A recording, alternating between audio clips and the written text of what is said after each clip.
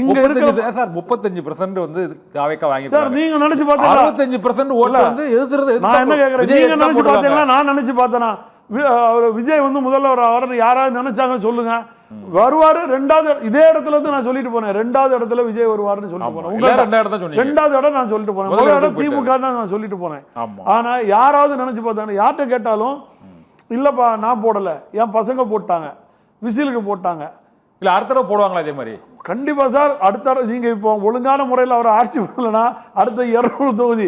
இப்போ கூட நான் இன்னைக்கு சபையில கூட நடந்த சம்பவத்தை எல்லாம் பார்த்தேன். ஒவ்வொருத்தரும் ஒருத்தர் அவர் ஜோசியரோ இல்ல ஒன்னோ அவர் ஒரு அதிகாரியை நியமிச்சிருக்காரு, அவரோட சிறப்பு அதிகாரி. அவருக்கு செயல்பட்ட சரியா முதல் அப்பாயின்மென்ட்டே ஒரு ஜோதிடர் நியமிச்சா. ஜோதிடர் சார், ஜோதிடர் டைம் சரியில்லையா சார்? சார் அவரோட ஜோதிடர் எல்லாம் பண்ணாங்க. அவரோட என்ன பொறுத்த வரைக்கும் நான் சொல்றது, அம்மா இப்படி வேற யாரெல்லாம் நியமிச்சிருக்காங்க. அம்மாவோட பணிக்கு ஜோசியர் எல்லாம் நியமிக்கல சார். எந்த ஜோசியர் நியமிச்சாங்க சார்? நீங்க பாக்கும்போது அல்ல அதிகாரி அரசியல் அம்மா பர்சனலா வச்சுக்கிட்டாங்க. ஒரு ஜோசியரா வெளியே வந்தனால உங்களுக்கு ஜோசியரா தெரியாது. அவர்கிட்ட என்ன படிச்சிருக்கு, அந்த படிப்புக்கு தகுந்தால ஒரு சிறப்பு அதிகாரியா ஏதோ நியமிச்சிருக்காருங்க. அது அவருடைய முதலமைச்சரோட தனிப்பட்ட கருத்து. அது வந்து ஒரு பெரிய ஜோதிடர் சார். அவரு நீங்க ஜோதிடர் ஏதோ ஒண்ணு. ஆனா சரி சார், அவர் முதலமைச்சர் இது பண்ண அதுக்கு ஆதரவு கொடுத்தா திரும்பியா வாங்குனீங்க? இல்ல சார், அந்த இல்ல அவர் படிச்ச திரும்ப வாங்குனீங்க சார். வாங்குனது தவறுதான், ஓட்டது தவறுனா வாங்குனது தவறுதான். என்ன பொறுத்த வரைக்கும்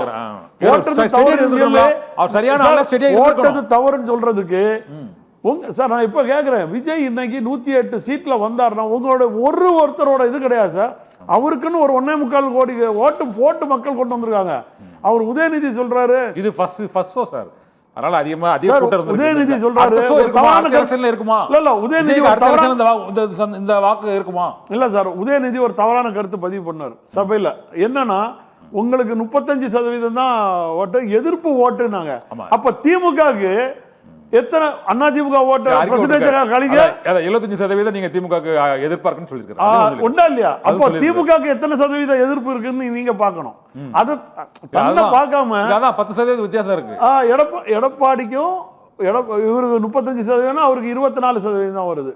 அப்ப பாக்கி உள்ள 75% திமுகவோட எதிர்ப்பு. நல்லா புரிஞ்சுருங்க.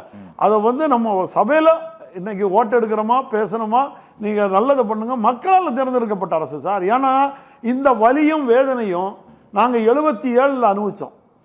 வந்து எனக்கு விஜய் ஆதரவா விஜய் கட்சி கிடையாது. 77 பெரும்பான்மை பெற்றார் சார். இல்ல சார், பெரும்பான்மையோட வந்தாரு.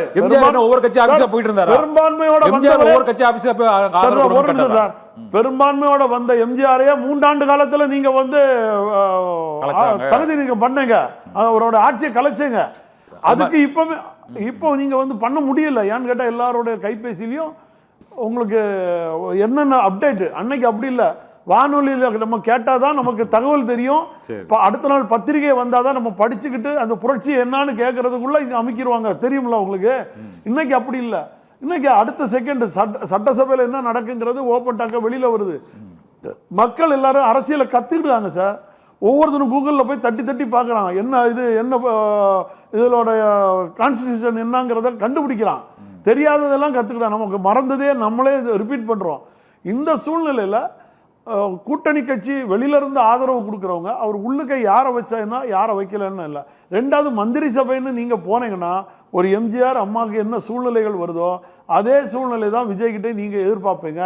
நீங்கள் சரியா இல்லை, உங்கள் மேலே ஒரு ஊழல் சட்டம் வந்துச்சுன்னா அடுத்த நாள் உங்கள்கிட்ட இருந்து மந்திரி சபையை அவர் பிடிக்கிட்டு விட்டுருவார். அது நமக்கு தேவையாங்கிறத இந்த கூட்டணி கட்சிகளும் நினைச்சுக்கிட்டு தான் போய் அவர்கிட்ட மந்திரி சபைக்கு கேட்க போனோம். இதெல்லாம் எங்களுடைய பார்வை. இதை நான் வந்து விஜய் கட்சியும் கிடையாது, இல்ல நான் திமுக கட்சி கிடையாது, அண்ணா திமுக கட்சி, ஒரு அரசியல் பார்வையாளராக தான் நான் சொல்றேன். ஒரு ஆய்வாளரா இது வந்து தூரத்து பார்வை. எனக்கு தேவை தமிழ்நாட்டு மக்கள் என்ன விரும்புறாங்களோ அந்த தலைவன். இதே நான் உதயநிதி ஸ்டாலின் ஏத்துக்கிட்டாலும் நான் வரவேற்பேன்.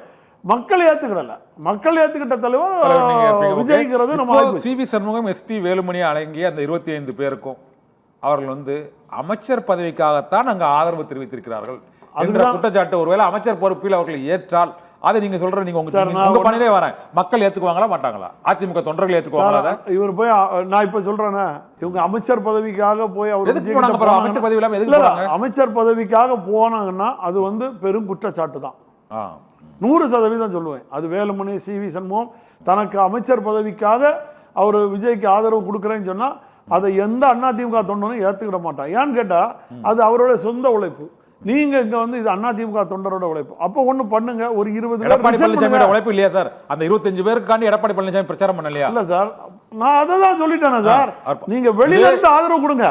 உங்க கட்சியை காப்பாத்துக்கு அடுத்த 2029ல விஜயோட கூட்டணி வைக்கிறதுக்கு என்ன வியூகமோ அதை பாருங்க. ஒரு அதிமுகவை உருவாக்குறதுக்கு அடுத்த ஒண்ணுமே இல்லாத எம்பிய ஒரு 10 எம்பியை கொண்டு வரதுக்கு என்ன வழியோ அதை பாருங்க.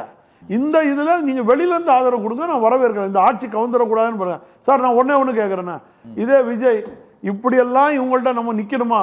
தமிழக மக்களே, நீங்க எனக்கு வாக்களிச்சதை கரெக்டா கொடுக்கல, நான் இந்த சபையை கலைக்கிறேன்னு சொல்லி கலைச்சிட்டு போனீங்கன்னா அடுத்தது யார் வந்து இங்க ஆட்சி பண்ணுவாங்க?